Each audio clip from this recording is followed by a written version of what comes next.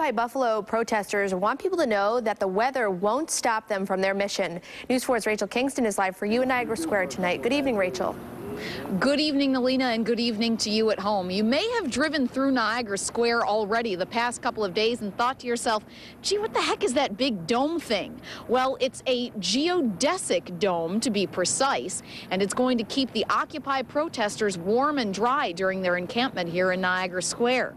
The occupiers have been working all weekend on getting this dome up. Its unique design is intended to keep out wind, wet, and cold of all sorts, making it a more permanent and stable structure than the tents that have been filling Niagara Square. It was given to the occupiers by an anonymous donor. Now, to them, it symbolizes their lofty goals. The city has been quite all right with what's going on here in the square for the most part, but this more permanent structure may become an obstacle to snow plowing operations. One of the things that is spectacular about the geodesic dome is the history of it.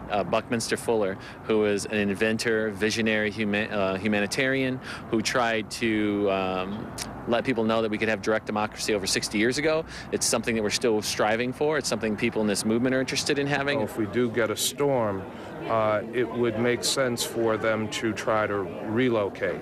Where they're positioned in Niagara Square for snow plowing purposes, we would not be able to easily put the snow that would be plowed into that area.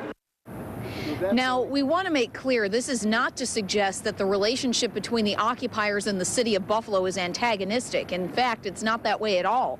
The Occupy Buffalo movement has a better relationship with the city of Buffalo, we're told, than any Occupy protest in any other city around the nation. In fact, it's a far cry from Washington, D.C., where today we understand at least a dozen protesters were occupied as they were trying to build a more permanent structure similar to this one. Reporting live in Niagara Square, Rachel Kingston, News 4 at 6. Thank you, Rachel.